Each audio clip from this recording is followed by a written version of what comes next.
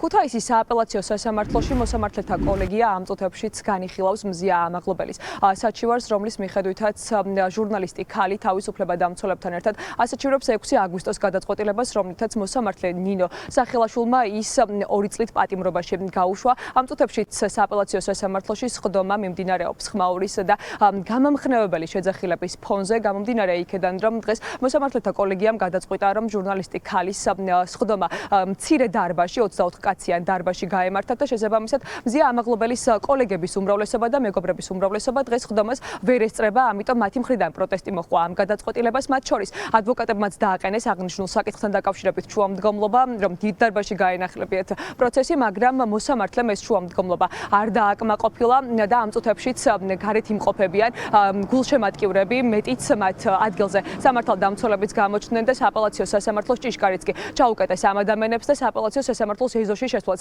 კი არ შეუძლიათ. რაც შეეხება შიდა სასამართლო პროცესზე მიმდინარე მოვლენებს, დღეს მზია ამაღლობელის ადვოკატებმა რამდენიმე შუამდგომლობა დააყენეს. ნაწილი მათგანი მოსამართლეთა კოლეგიამ დააკმაყოფილა, მაგრამ ნაწილი არა. მათ შორის დღეს ადვოკატებს ჰქონდათ შუამდგომლობა, რომ ის პრიზები და ჯილდოები დაერთოთ საქმეზე მტკიცებულებად, რომელიც მზია ამაღლობელმა ბოლო თვეების განმავლობაში სხვადასხვა საერთაშორისო ორგანიზაციების მხრიდანაც მიიღეს. ეს შუამდგომლობა დააკმაყოფილა მოსამართლემ, ასევე დააკმაყოფილებულია შუამდგომლობა, რომლითაც საქმეს დაერთვება მზია ამაღლობელის ჯანმრთელობის შესახებ დინამიკა დოკუმენტების სახით, მაგრამ არ დააკმაყოფილა მოსამართლემ შუამდგომლობა, რომლითაც ადვოკატები მოითხოვდნენ, რომ ნინო სახელაშვილის განათლების შესახებ დოკუმენტური მტკიცებულება დიპლომის შესახებ მიეღოთ.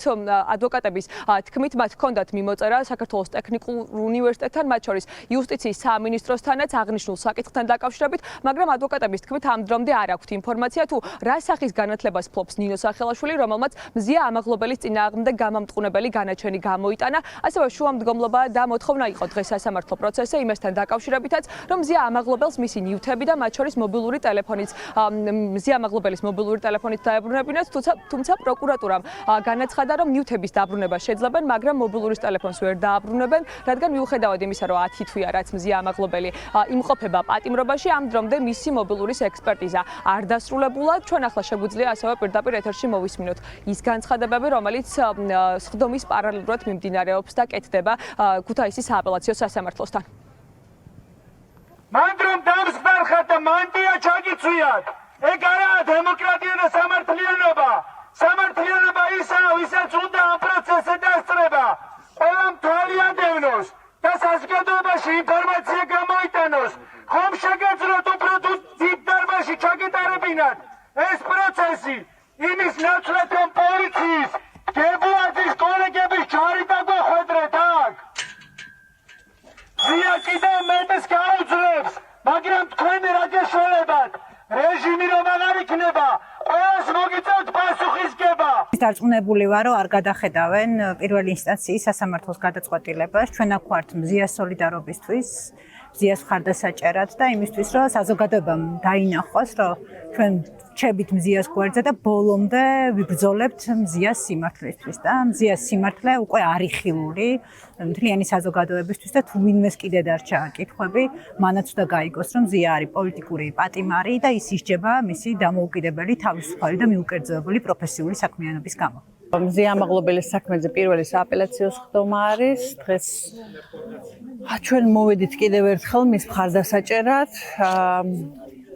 ვაცხადებთ კიდევ ერთხელ, რომ ვიბრძოლებთ მისი თავისუფლებისთვის.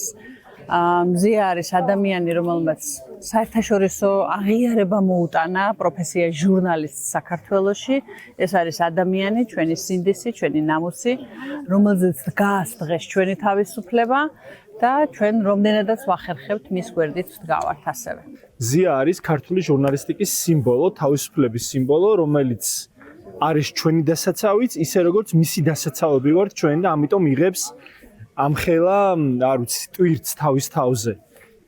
მე მეშინია, რომ იმდენად გამწარებული ჩანს ქართული ოცნების რეჟიმი, მზიას მსჯაური არ გადაუკვალიფიცირონ და არ დამომძიმონ. ამ წეღამ თქვი, რომ არაფერს კარგს არ ველითქო, ამიტომაც თქვი, რომ ანუ არ შეიძლება რამე კარგის მოლოდინი გქონდეს, იმიტომ რომ მრავალ ტყვეთა შორის მზია არის მთავარი ტყვე ქართული ოცნების ახლა ქუთაისის სააპელაციო სასამართლოს მოსამართლეთა კოლეგიამ უნდა მიიღოს გადაწყვეტილება, მიიღებს თუ არა მზია ამაღლობელის სარჩელს და გამოიტანს თუ არა გამმართლებელ გადაწყვეტილებას, თუ დატოვებს ძალაში ნინო სახელაშვილის გადაწყვეტილებას, რომლითაც ის 2 წლით თავისუფლების პატიმრობაში გაუშვეს.